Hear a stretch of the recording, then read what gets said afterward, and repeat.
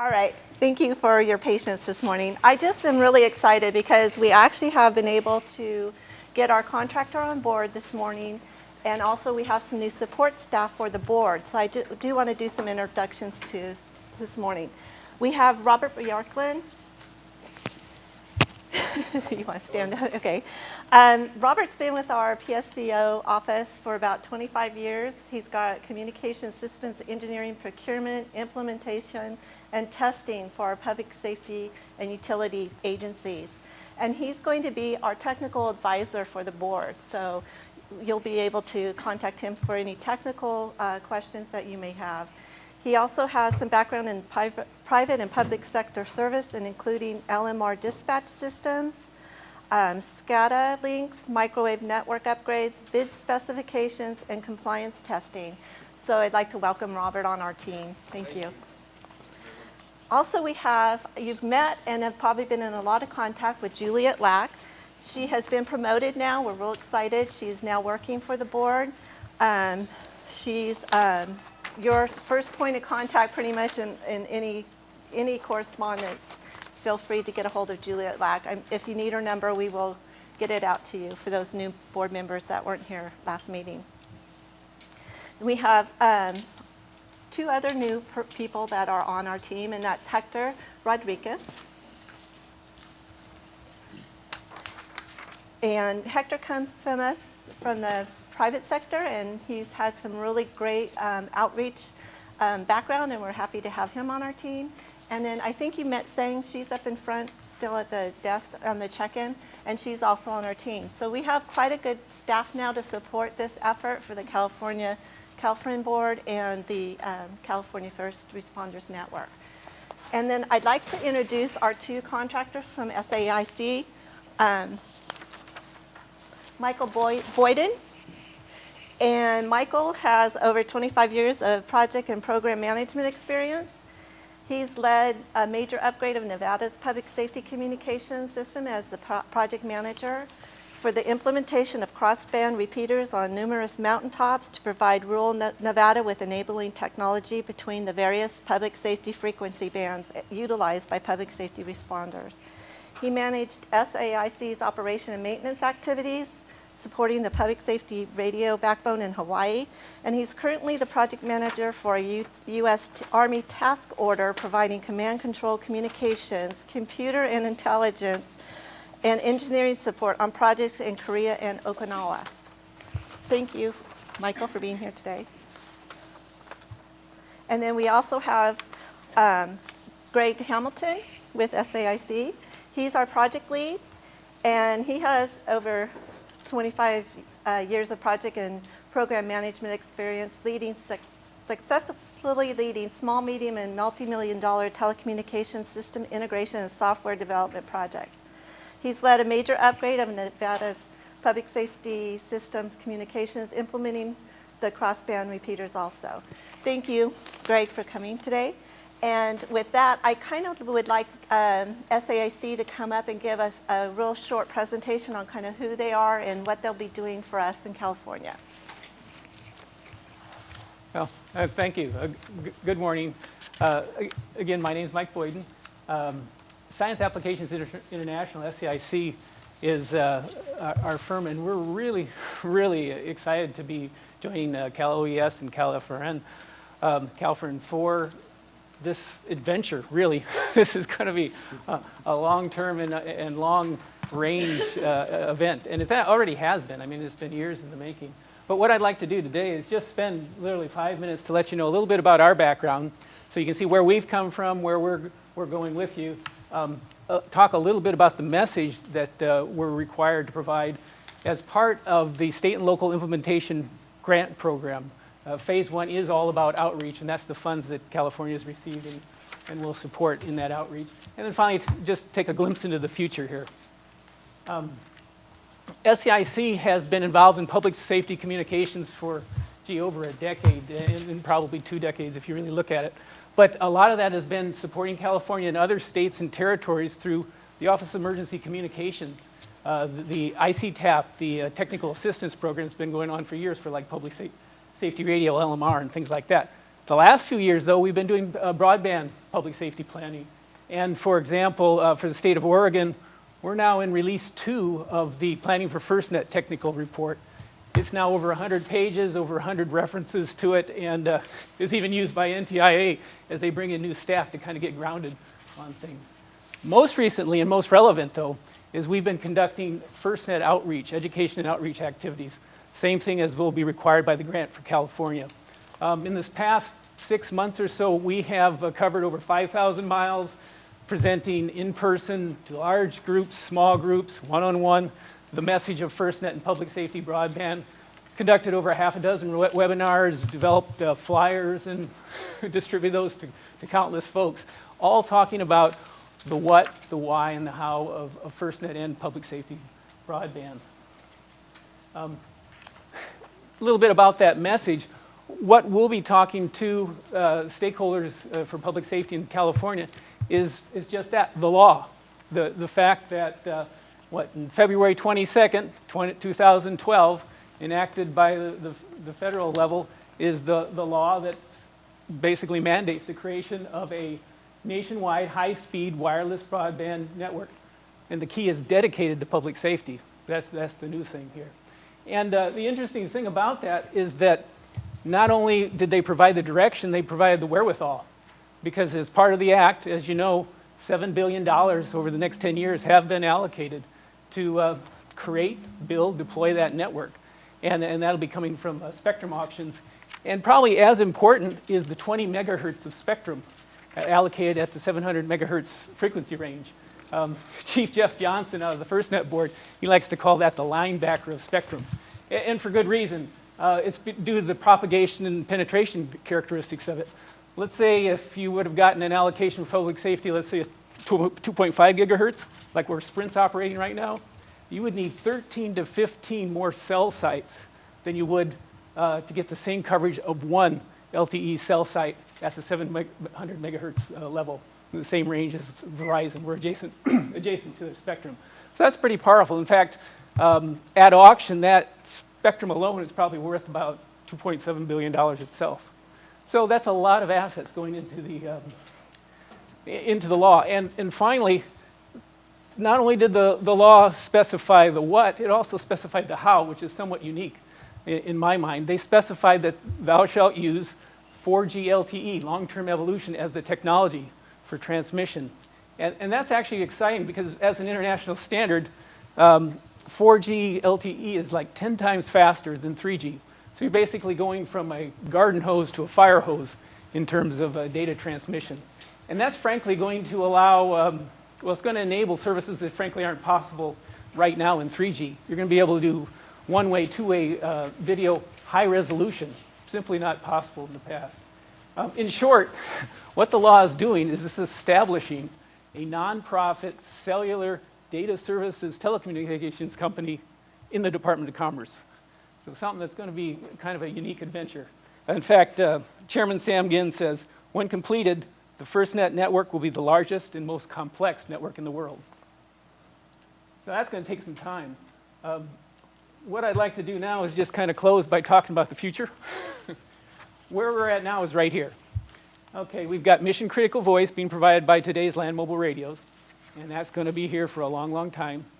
But we also have broadband data that's being provided to our public safety first responders right now through commercial.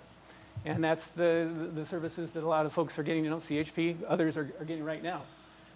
Very soon, we're going to be moving to here, where you're going to start seeing public safety broadband service dedicated to our public safety community. In fact, Harris County in Texas, they've already got their 9 sites up and growing. Won't be long before LA RICS will have the same thing. And then obviously FirstNet at the national level will be deploying to states that opt in. But what I'd like to point out is somewhere down here, probably past the end of my career, there's going to be this point of convergence. And at that point, you're going to truly have a converged voice and data network dedicated to public safety that will be fully and totally interoperable by definition, because it'll be one network. So with that, I just want to say that, again, Greg and myself and the rest of the SCIC team is really, really pleased to be here, and look forward to working with you and particularly the board members as we move forward in the coming weeks. Thank you. Thank you. Yes, we're glad to have them on board. This is going to be a big outreach for California. We're so large, and so we're excited to have them help us get this message out to all our disciplines. I have the next agenda item to be approval of the February 2014 meeting minutes. Do I have an approval? Or do we have any comments or questions on the minutes from? Move to approve. Yes. Okay. I'll second. Thank you.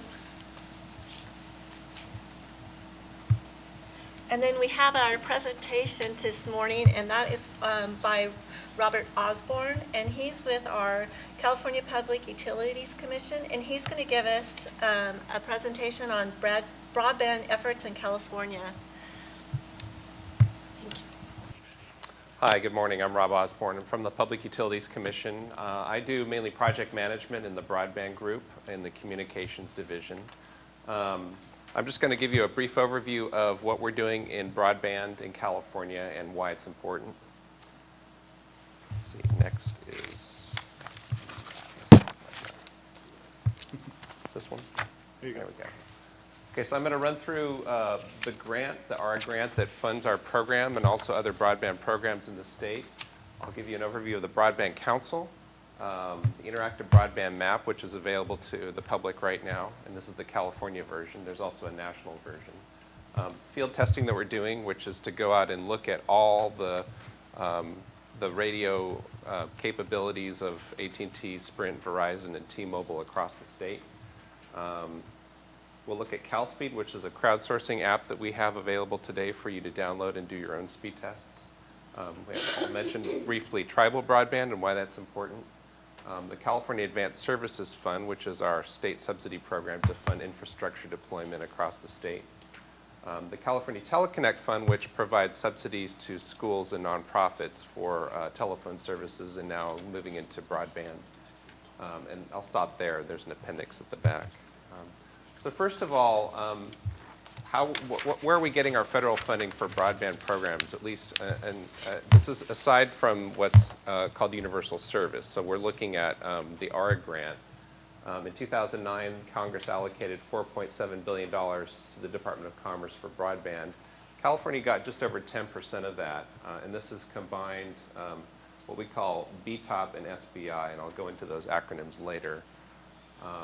But that's mainly to fund broadband deployment, so this is broadband infrastructure projects, public computer centers, and adoption programs.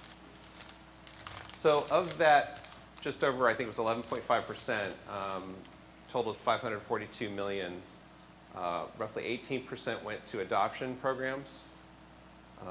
4% went to public computer centers, and these are generally centers where people who don't have access at home can go and use a computer. Often in public housing they have these computer centers. The great majority of it went to infrastructure projects, and a good example of this is Digital 395, which is a gigantic project that was putting fiber all the way from Barstow up to Reno, going up Highway 395. And it provided a huge lift in broadband speeds for Bishop, Mammoth, those areas where basically in the wintertime when people went skiing, nobody in Bishop could get internet because everyone up in Mammoth was hogging the bandwidth with their iPhones. So that's all been relieved with Digital 395. BTOP, just to give you what these mean, BTOP stands for Broadband Technology Opportunities Program.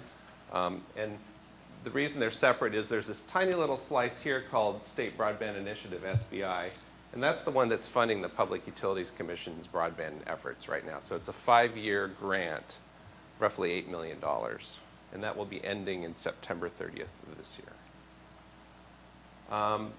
The majority of the money went to nonprofits. You can see there's some money going to private, and that would be to carriers such as AT&T or Verizon Communications. Government, obviously, there's some money there, and then universities. I'm going to jump into the Broadband Council. So the Broadband Council, this is a picture of the website, and you can visit it, and you can go see who the members are, what the working groups are doing, and then there's some resources for people who want to co-locate on state property. The council was really created as an extension of what was originally the Broadband Task Force created under Governor Schwarzenegger back before 2009. And this is really created to marshal the state's resources to increase broadband deployment and eliminate the digital divide by expanding accessibility, literacy, adoption, and usage. It meets 3 times a year, has 9 members, has no legislative authority, and it has no budget. So it's mainly a coordinative function, and it serves, I think, as a really good venue for across agencies to hear what's going on in the world of broadband and also to coordinate.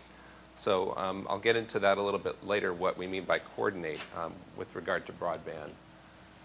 This is a list of the members. I won't go through all of them, but basically you've got Transportation Agency, DGS, Department of Education, the chairs of the Senate and the Assembly committees that oversee broadband and public utilities. Michael Peavy is the president of the PUC. Sonny Wright McPeak is the president of the California Emerging Technology Fund, which was created by law as a mandate to allow the merger of Verizon buying MCI and AT&T buying, I forgot what AT&T bought. They bought the Pacific Bell franchise, basically. Carlos Ramos, obviously, Director of Department of Technology, and of course, Mark Villagici, Director of OES. So there's 4 working groups, and this is basically where all the actual stuff gets done on a more frequent basis. As I said, the council only meets 3 times a year, so in between, the working groups are working on various initiatives. The first one is looking at all the computers that are coming out of the state as surplus and trying to find the ones that are still usable. I know that in the past, we used to have like a 3-year refresh cycle, but the state has moved to more like a 5 to 7. So it's harder and harder to find computers that are being recycled and reused. Most of them are going into e-waste.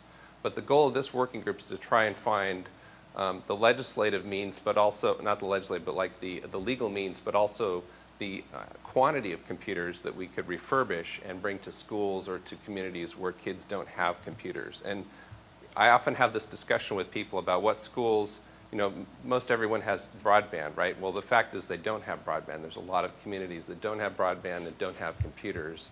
And this is becoming more important as the state is moving to computerized-based testing. So, as you know, the Common Core standards are being rolled out, and testing is being done in schools beginning, I believe, this month or later online, and that will be an ongoing thing. So it's important for kids to know how to use computers, obviously. If they don't have them at home, then they're only using them at school. The next one is local barriers to deployment and adoption. And this group is really looking at the local policies and ordinances at the state and county level, the county and city level. Things such as dig once policies, things such as permitting, and trying to make it easier for broadband providers to deploy in towns and counties. A good example of this is in Santa Cruz recently, the Board of Supervisors has approved a master lease agreement that's been streamlined and also permitting rules to allow broadband providers to put in infrastructure. Another example, in Yolo County, they're right now working on a strategic plan to prioritize broadband and figure out how to coordinate across the various cities in Yolo County. State buildings and towers co-location. This is looking at state property across the state and where could broadband providers co-locate if possible. They obviously can't use all state property, but where there is state property in areas where we need broadband, and I'll get into where we need broadband, but where those locations are available, we'd like providers to be able to see that there's a state building, maybe I could co-locate there and provide service to an unserved community. So actually, Adelina Zendejas here at the Department of Technology has been very central in getting that going, working with Department of General Services and their state property inventory database to map that so that providers can see physically where those state locations are. Question? Yes. This particular co-location initiative is focused, I'm guessing, focused on commercial providers and providing service to commercial customers to increase broadband access. And has there been efforts to use it for public safety systems? It's actually open to anybody, not just commercial. And it's actually still pretty new, so not too many people have used it to my knowledge. So it's definitely available for public safety as well. And we can provide you the link to that map. Great, thanks. Finally, tribal broadband, and I'm sure you're aware that California has the largest number of federally recognized tribes in the U.S., 111 federally recognized tribes. So this group is really tasked with looking at the situation of broadband on tribal lands and trying to understand how to increase broadband deployment. So we're working closely with Cynthia Gomez, the governor's tribal advisor, in reaching out to tribes. We just completed 3 consultations, one in Arcata, one in Sacramento, and one in San Diego down at the Palo Reservation, to meet with tribes and explain what we're doing at the state level, but also understand what their situation is, and to try and get them involved in some of the state and federal programs that are available. So the California Interactive Broadband Map is the product of all this SBI money that I mentioned earlier, the $8 million grant.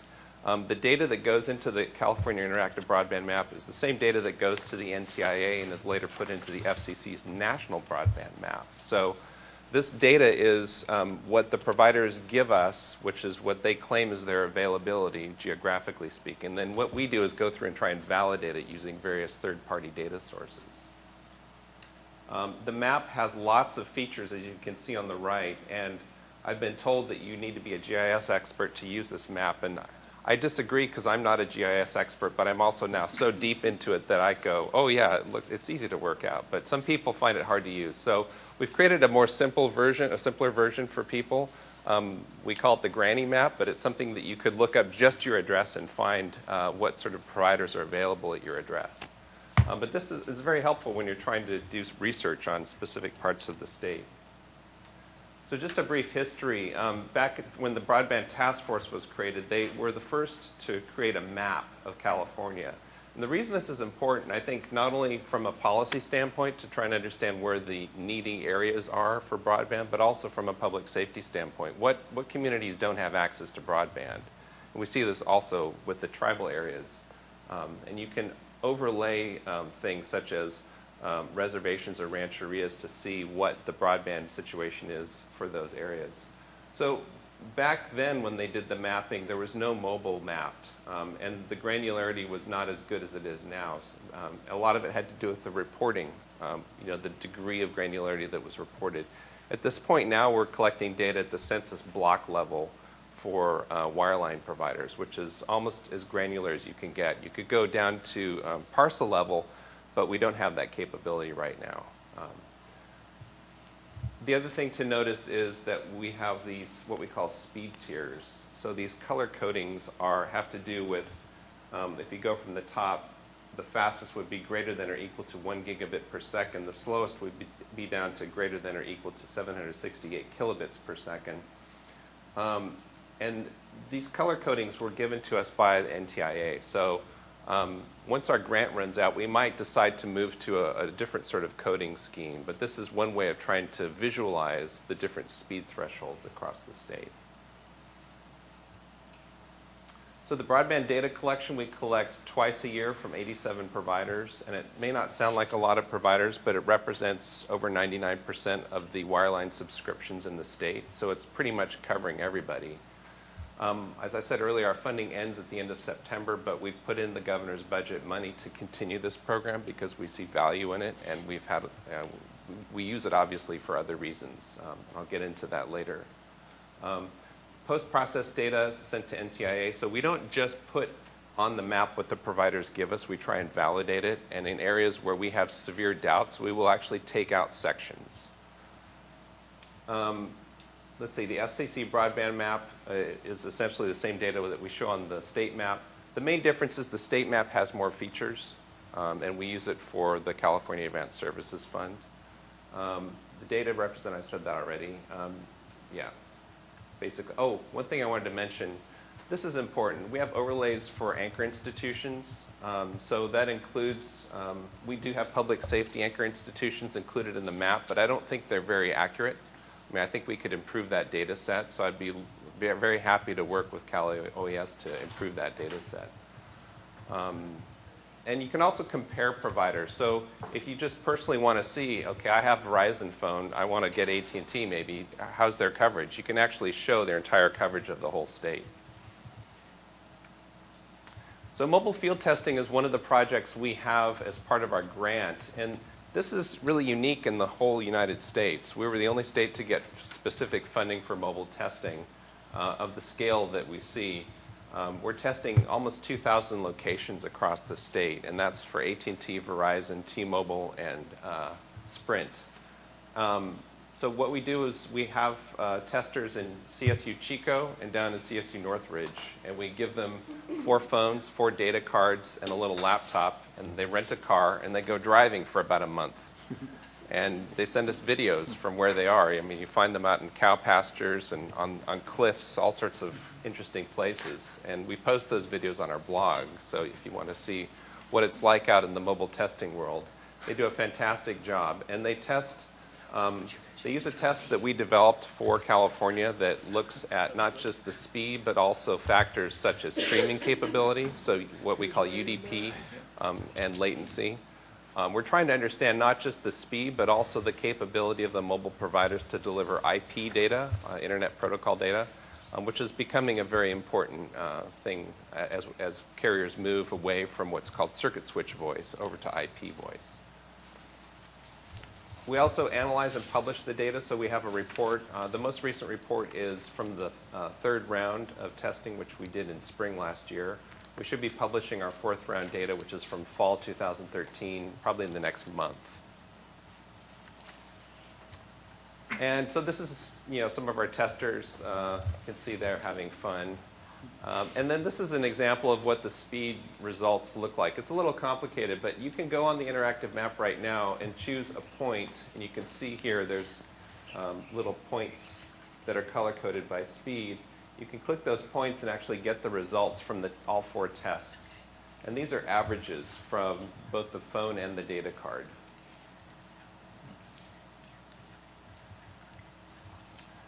So this is a comparison of looking at what we do when we have all the field tests completed is we start comparing the advertised speeds that we get from the providers twice a year.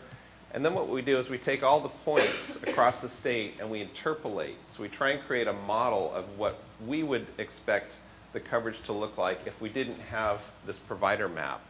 And then we compare the two, because we really want to understand, forget what the providers are telling us, what do we actually see over here?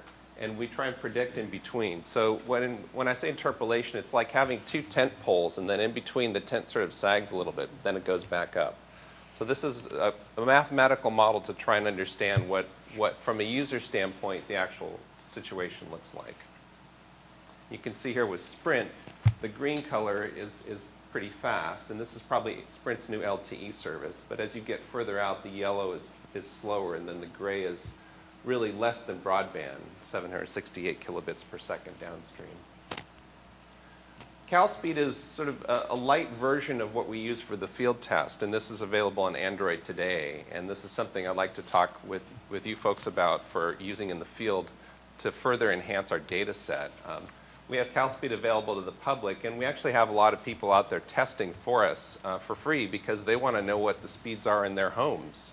And they send us their data, we collect it, and then we put it up on the map.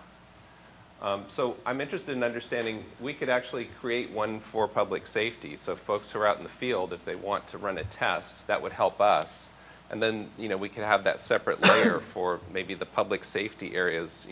People want to understand, okay, I'm a public safety person, I'm out here in the field, this is the sort of result I got. So we could have that layer displayed on the map. So broadband on tribal lands. What I'm going to look at here for this slide, it's rather complex, and I apologize about that, but I'm trying to understand what we call served speeds on the left here, and then underserved and then unserved. The threshold for this has to do with the California Advanced Services Fund. It's really what we use to determine whether or not an area is eligible for funding.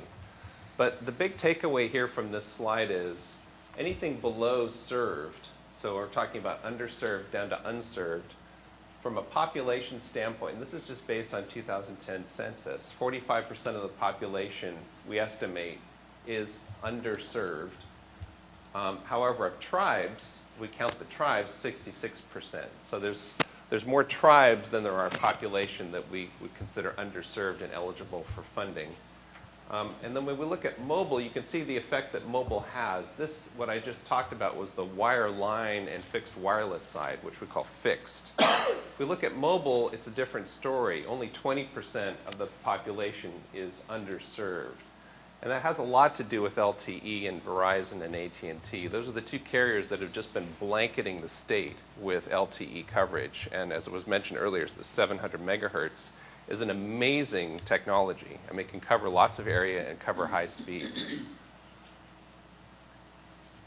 How does California compare to the United States? And this is just looking at wireline broadband connections, but California is doing slightly better than the United States, both in 2011, which is the lighter color, and in 2012, the darker color. And this is broadband connections per 1,000 households. And broadband is, we're using the FCC definition of greater than equal 200 kilobits per second upstream and 768 downstream. So it's a fairly low definition. This is not what we use for the state for California Advanced Services Fund. This is the FCC's definition. And the reason we do that is so that we can compare with the US, because the US as a whole does not use the same definition we do. So the California Advanced Services Fund is our subsidy program that we administer at the Public Utilities Commission. It's basically to fund advanced communication services to all Californians. It provides grants and loans for infrastructure projects. And as I mentioned earlier, this underserved and unserved areas actually has a speed definition to it. And grants to regional consortia groups. Recently, there was a bill called SB 740, which expanded the CASF fund and it also set a goal that we had to try and provide access, broadband access, to 98% of California households by the end of December. Now, this broadband access is a little bit fudgy. So, I mean, we could say 200, 768, and we're done, right? Ideally, we'd like to be at what we call the served level, which is 6 megabits per second down, 1.5 megabits per second up. That's the California Advanced Services Fund definition. But that's not explicitly stated in the bill. So there's also funding through AB 1299 for public housing, and that was $25 million. And so that's to try and expand subscribership in public housing to broadband and also expand broadband access. And we see this, I noticed from my experience in California down in Los Angeles in public housing, there's some places like, for instance, in Time Warner territory where Time Warner claims they're in a census block, but they haven't wired a public housing building for various reasons. So a whole building could have, hundreds of residents who don't have access, even though on our map it says that Time Warner is there. So we're now looking at that to see, well, should we just invalidate that block now and say Time Warner's not there? Strategies. So CSF has been around for a couple years, but what we're trying to do now is engage the local consortia. In the past, what we did is we said, okay, here's all the areas that are eligible for funding. Okay, providers, come to us with projects. And that had mixed results, because a lot of providers, the big ones particularly, have pretty much built out where they want to build out. They're happy. The places that need the additional infrastructure are mostly going to be served by smaller providers, unfortunately, or they're already served by mobile. But mobile is I think, still, the jury's still out on the ability of mobile to meet the broadband needs of households. So what we're doing is engaging the regional consortia, which we fund through the CSF program. We have regional consortia pretty much across the state. And they're multi-county groups of folks who really take an interest in broadband and try and organize support, try and organize adoption programs, try and organize providers to serve different parts of their area. So we had a meeting with them actually recently in March here in Sacramento and tried to ask them, okay, what are your top 3 priority areas to each of the consortia? And we're going to gather those and try and prioritize areas that we think, in coordination with the consortia, deserve to have funding, and then try and attract providers. So it's a bit more of a top-down approach as opposed to a bottom-up.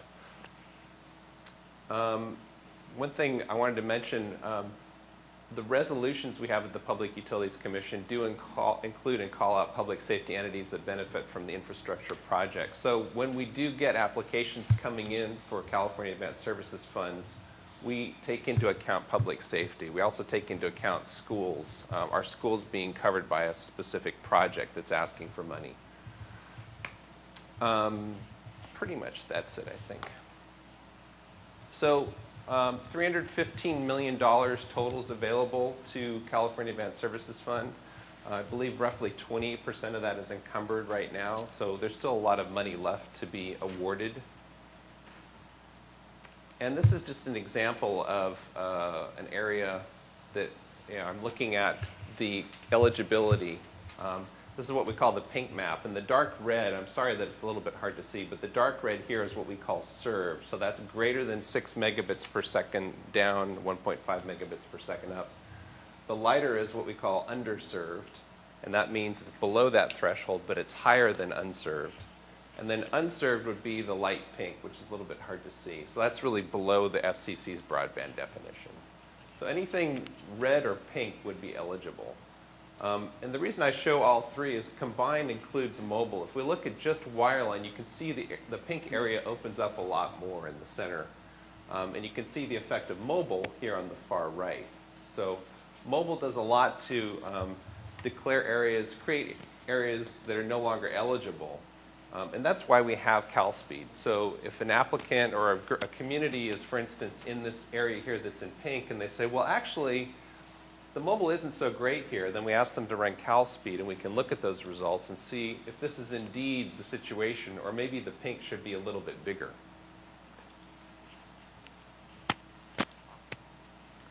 And this is the same view, territory, looking at not the CASF view, but looking at just the downstream speeds.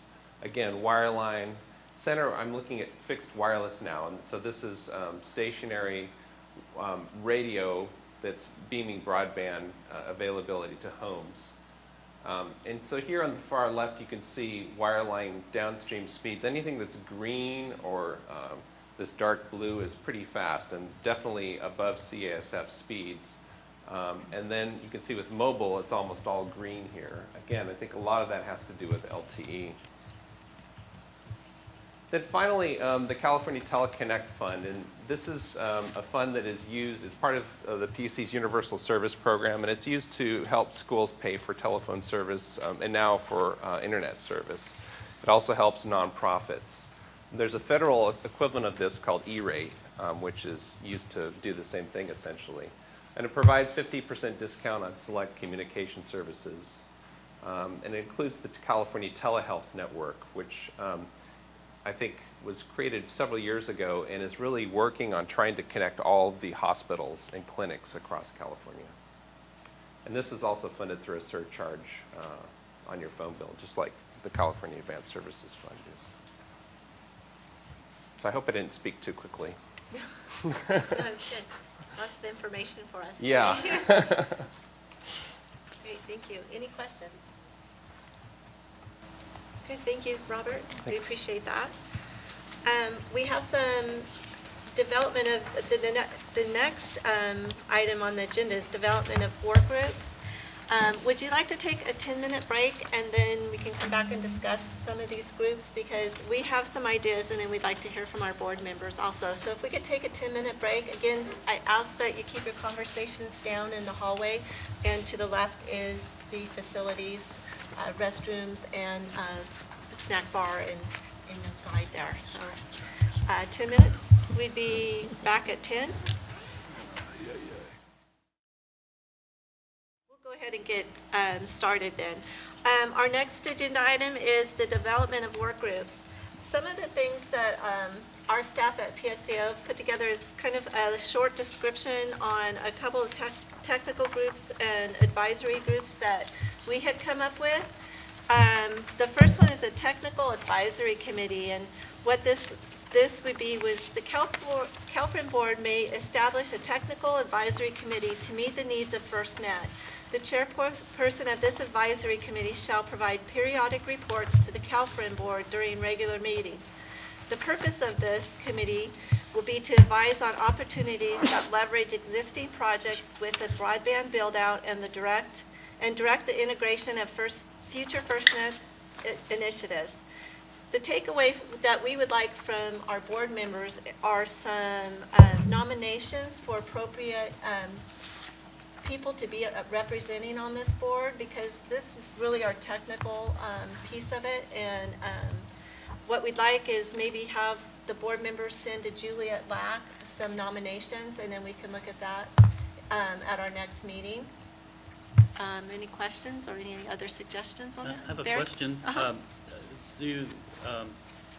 Any specific thoughts from the state, from Cal OES on membership, or have you thought that far in advance yet? Actually, some of the comments are we would like different disciplines to be involved in this, because this is the future. So we want to make sure we're touching everybody's technical needs, because they're not all the same. So we're open to whoever, I mean, association members, some of the technical people in associations.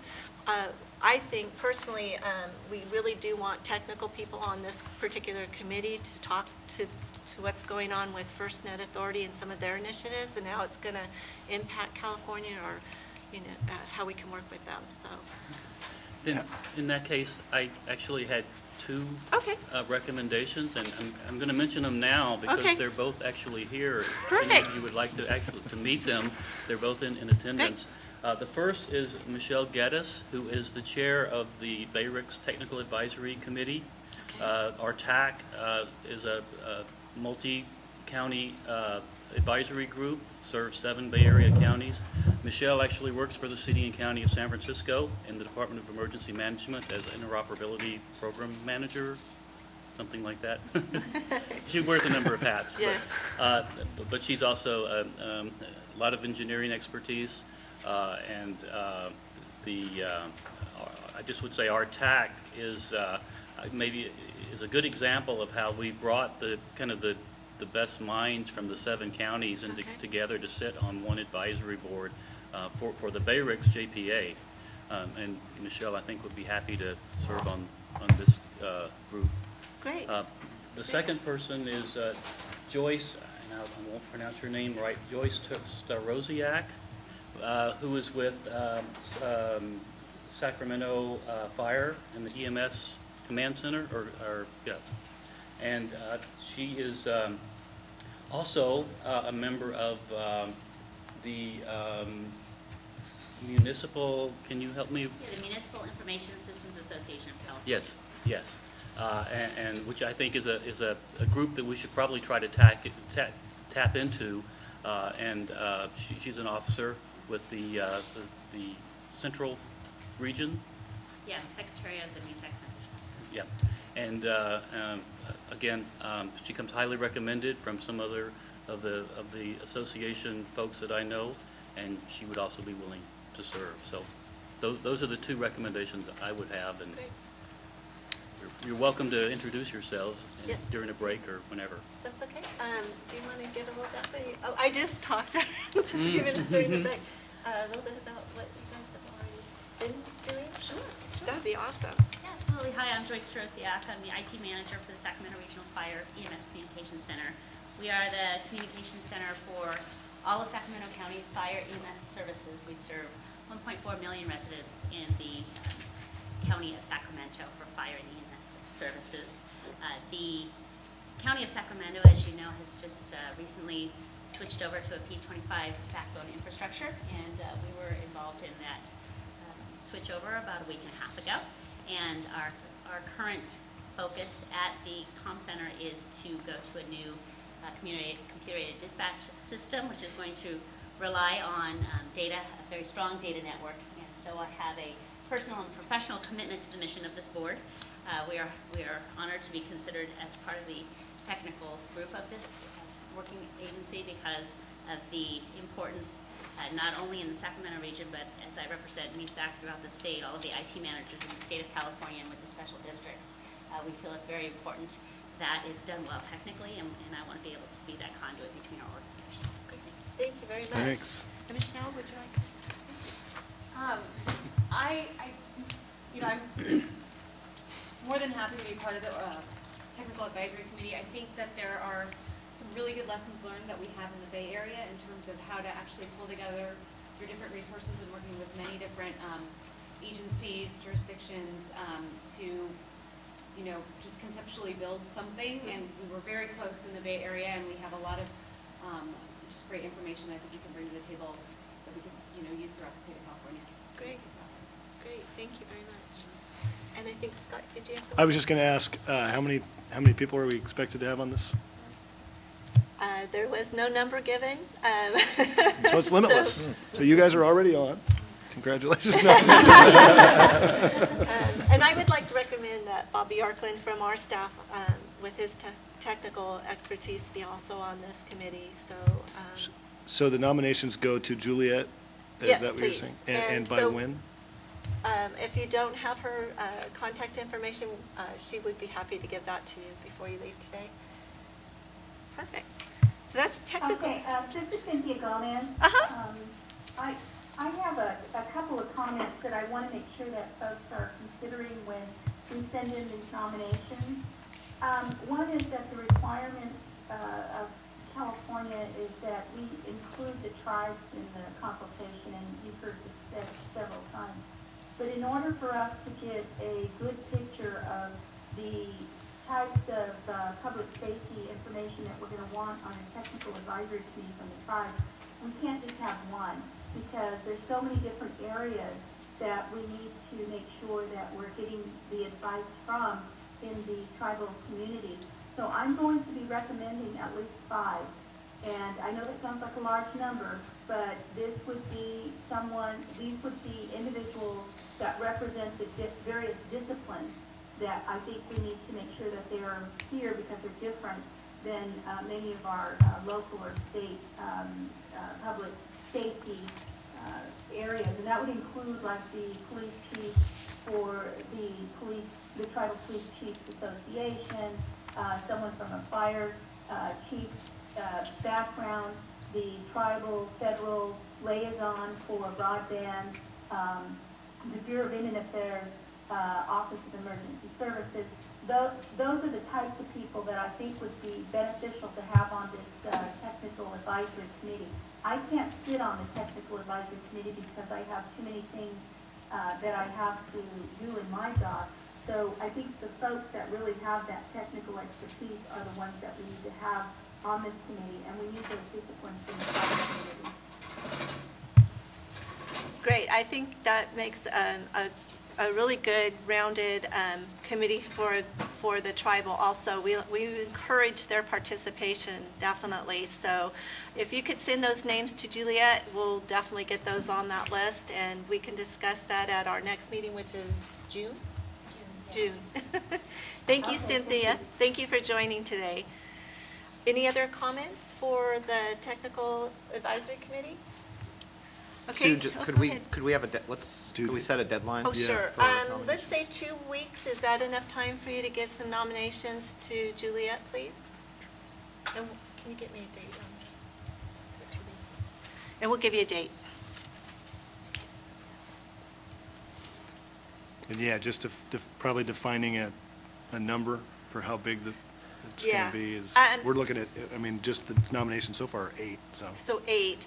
So I would say probably 20 would be max in my mind for a committee like this. April 16th, Sue. So April 16th, if we can get those nominations to Juliet, that would be great. And we're going to try to keep it at 20. Do we all agree? And will there be? Do you want a member of the board to be liaison to that group, or will they just report back? They're supposed to report back at our regular meetings, Kind so. of have them designate their own chair that reports back. Right. I think that would be the best. Do we all agree? Go ahead. Karen, would I recommend, instead of limiting ourselves to the 20 maximum, let's wait and see what kind of nominations we get, and then at the next meeting establish that maximum. That's fine. We can do that. Thank you. Sue, my experience with these kinds of groups is that there is a large volume of information and technical details that they will have to go through. So Obviously, at some point, you get a number that's too unwieldy, but the more the better, because Okay. they're able to share the workload and get more accomplished. Okay, So I like that I think too. 20 Thank is you. certainly manageable, and we could move around that number a Sure, little. sure. Okay. Any other comments? Okay, thank you. The next committee that we have is the State 911 Advisory Board. And the State 911 Advisory Board advises the California 911 Emergency Communications Branch on policies, practices, and procedures, technical and operational standards for the California 911 system. The State 911 Advisory Board was established by statute in 2005.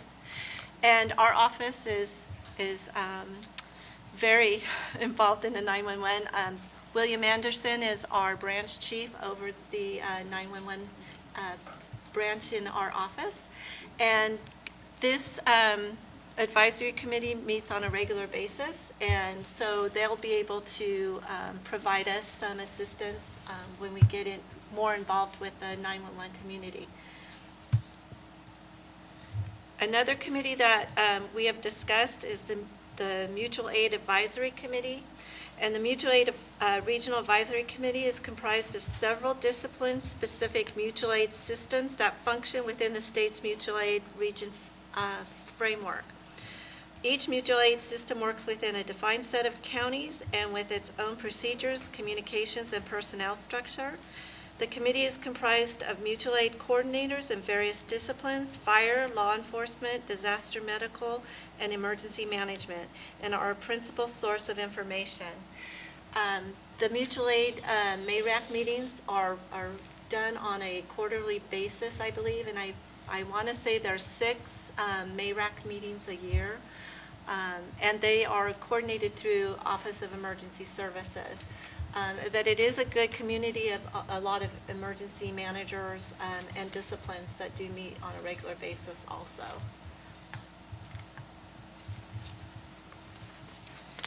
And let's see. Sue? Yes. Sorry. That's okay. So you're talking about these different work groups, but I'm not seeing, you're giving information regarding them, but I'm not seeing anything. Are you going to send out? Yes, we'll send out information on all these recommended advisory committees or advisory boards, so that you can kind of take a look. And I think each one of them will bring something to the table somewhere within this outreach and, going down the line of this public safety broadband network. And but we will get this descriptive out to all of you. And then we also, in the state of California, we have a California statewide interoperability executive committee called CalSEEK. And I believe we do have the chair here, right? Rita, are you the, maybe you could give a little brief and introduce yourself. Certainly. My name is Weedy Hanfel, and I am the chair of the California State Interoperability Executive Committee.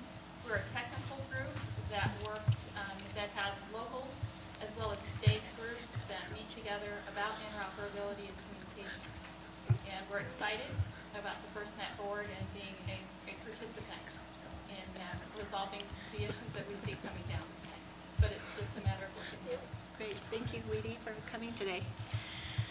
And those were some of the recommendations that we had coming into the meeting, and are open to other types of committees that you think can give us information to make recommendations to the board.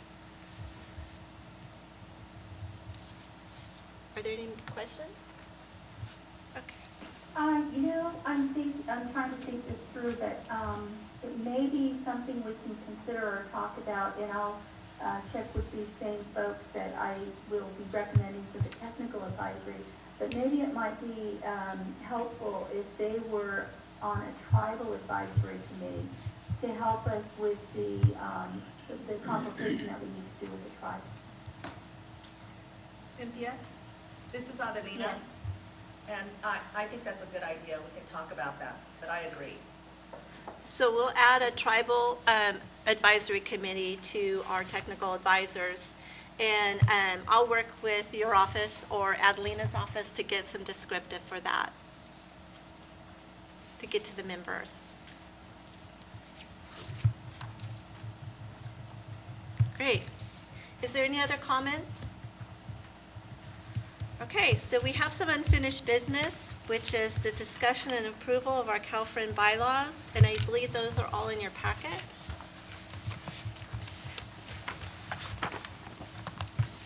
And we do have some suggested changes. Thank you, Barry. I think you sent some changes in to us. So does everybody have a copy of that? So do you want to ask your questions? Sure.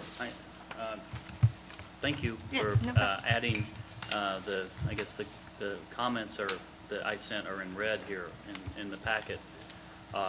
These are just some things that I have discovered that from operating the Bayricks JPA and our bylaws, things that in most of these cases are just clarifying things that questions sometimes come up.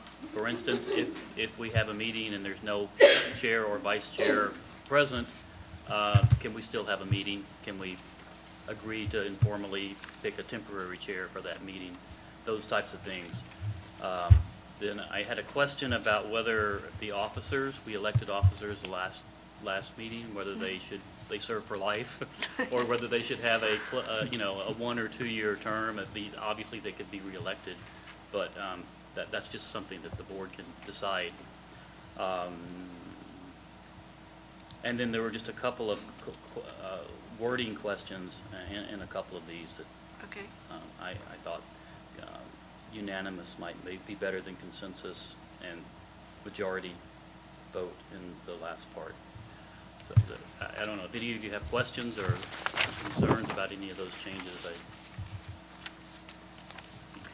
I'm happy to discuss it, but those are just my recommendations. So we're open for discussion, and today happens to be one of those meetings. I'm representing California OES and also Karen Wong, who wasn't able to be here today. And Nathan is on the phone, I believe. Oh, no, he's not? Okay. Nathan, are you there? Okay. So today's a perfect example of why Barry brought it. Yeah. It happens. So are we good with running, because we do have a quorum today, we definitely have enough members, and the main thing is if we're going to vote on anything, are we good with having somebody step in for the chair and co-chair when they're not here? Do you need a motion for that? Is that what you're doing? Yeah, I believe we have to be a little bit I'll motion to formal. approve that. Thank you. No, second. Thank you.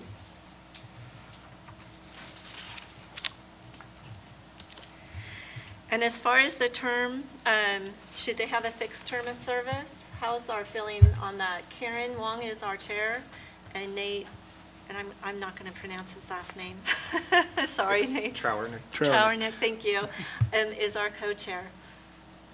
And so right now, they're on as elected, and should we do a term limit, or that's a good question. We just set a re-election every 2 years, Every say? 2 years? Is that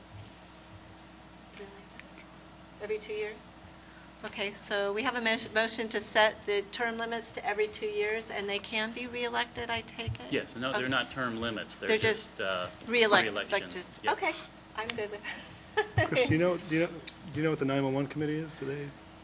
No, well, Karen is the chair Right. of the 911 Advisory Board. On the LRPC, I don't know. Just Paul? curious. I Paul? was just trying to line it up. Do you know, on the chair of the LRPC? LRPC? I should know. Do we have a limit to that position? Or is it just, when we elect a chair of the LRPC? The chair of the LRPC is retired, and the advisory board member that represents that position. So it's just an appointment that goes on perpetually until, Until the advisory board member is removed. Okay. I was just curious. yeah. That didn't bother me either way. Did we get a motion? Did we get a Motion for 2 years. Okay. And second. I'll second it. Thank you. Okay, and the other part of the packet is we have a public safety survey that we would like to start getting out to our disciplines and our public safety community. And so there were some more suggested changes from Barry that came in, and he actually added some really good additions to this public safety survey. Joni, was this the one that This is one that already went through the federal, okay, so this is, okay. So this survey started with the Office of Emergency Communications Federal survey. And so what we did is looked at it and provided this copy. And I think I like the additional changes to this. The court system and district attorney, public health, hospital, and public transportation agency were some of the things that Barry asked. And do you want to go over anything else on this? I just think the new question number 8 is pretty important, that we begin to try to assess how many actual users or accounts we can anticipate from different agencies on the system. Obviously, it's early. These are going to be very ballpark types of estimates, but I think we need to start counting users because it'll be important to our planning process down the road. Right. And I think if we start giving numbers to the federal government, they can see that we have a very large community here in California. So I do like that idea also. Juliet, this is Cynthia Gomez. Did you send out the changes that were by email to the bylaws as well as for the survey? Because I don't have those. Cynthia, this is Juliet. I apologize. I did not send that to the people who are calling in, but I can send that to you after the meeting. So perhaps. Okay, that's fine. Also on the survey, I was looking at it, and it really doesn't fit the tribal community. So I will send you a copy of what I suggest for a separate survey. It has all the same components, just a few tweaks that'll make it more usable for the tribes and for us. That's great, Cynthia, and then we can get that out to the board members. If you could send that to Juliet, that would be great. Thank you. Are there any more comments on the survey? Just to thank Barry for adding some stuff that I think is necessary. Thank you. Thank you very much, Barry. Okay. And what's the timeline on the survey?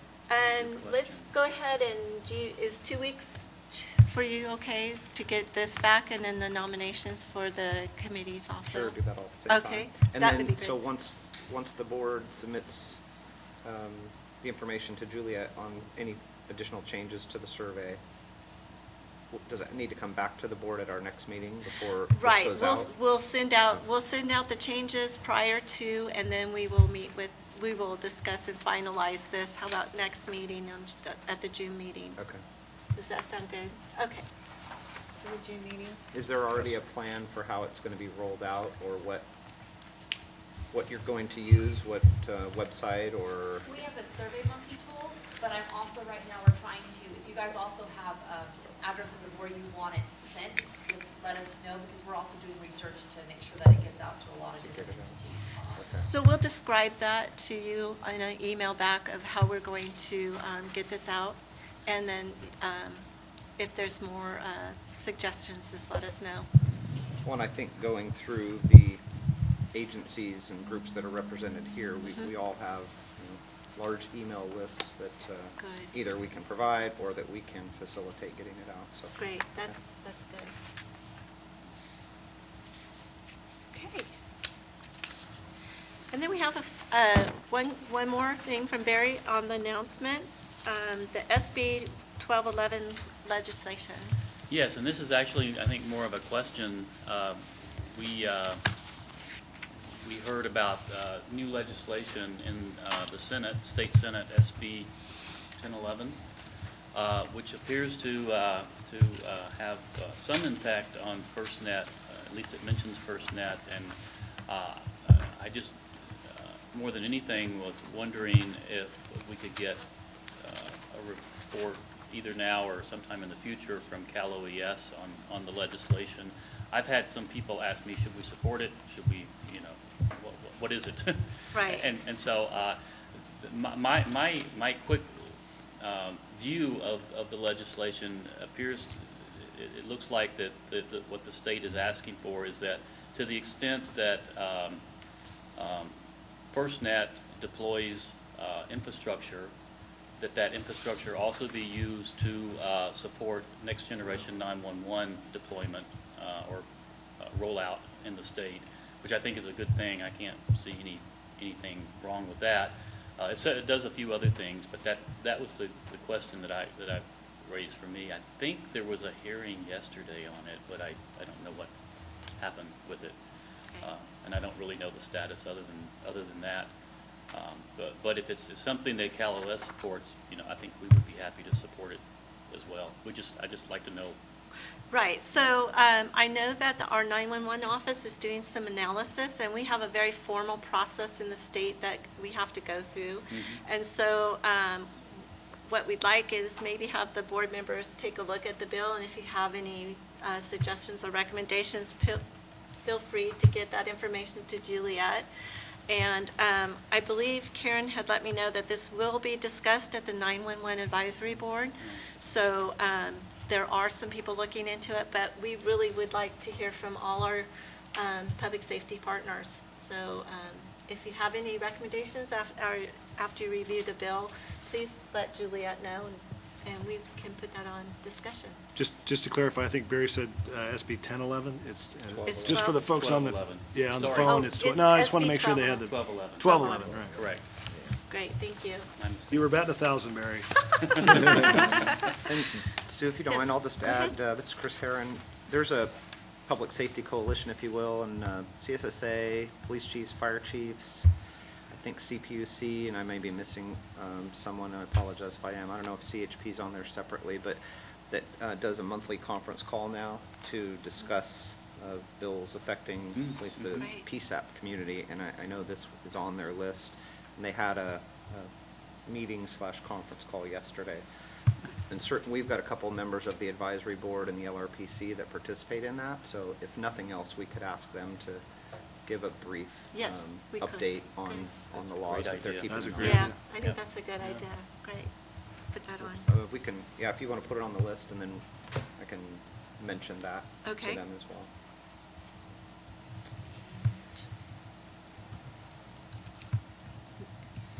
So we're getting items for our next June meeting quickly here.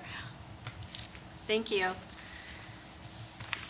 And with that, do we have any public comments in the group here today?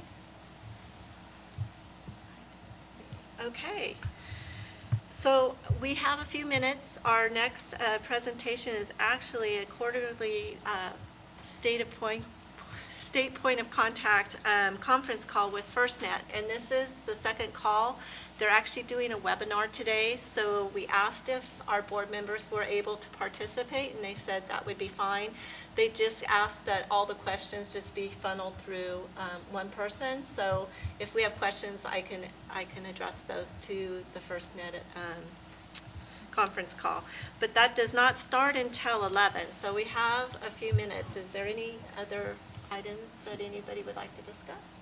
So, Oh, I'm I sorry. Go ahead, hate to Barry. be the noisy, squeaky No, wheel this is today, good. but this is something informal that I wanted to just toss out to the group. Last meeting, we had a presentation from DHS OEC on a workshop that they have available. It's kind of a FirstNet planning, FirstNet 101 type workshop. I've talked about this with our stakeholders, with VARIX, and we would like to offer up the invitation or whatever to host one of those. Okay. Actually, I think we would offer up Dublin as the location, and that way, Dublin is sort of located where we could reach the Bay Area, we could reach the northern Central Valley folks pretty easily, and maybe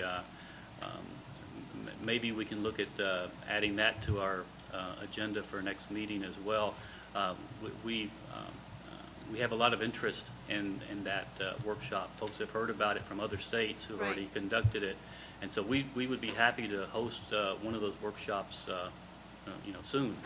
Okay. So if you could put that on the next agenda, we'd. I sure will. I actually talked to them last week and let them know that we were going to probably discuss this again. And so I kind of put them to late summer, but we can definitely get our request in for them to travel. Yeah, I don't know how much time they need in advance to set up these or anything, but. Yeah, and it's a really good workshop. I've heard. I was back in Arizona a few weeks ago at the Slick Big workshop, which is the grant-funded workshop for the nation, and represented California there. And so a lot of discussion was around that survey, and it really, I think that survey tends to get a lot of discussion going in the room, which is good, because you actually get some more participation and people start realizing what a big effort this is. So I can definitely, after the June meeting, we could probably have a definite date for that. And thank you for offering Dublin. Sure.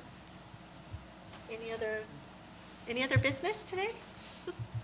Then we'll adjourn this particular meeting, and then our next portion will be the webinar with our FirstNet partners.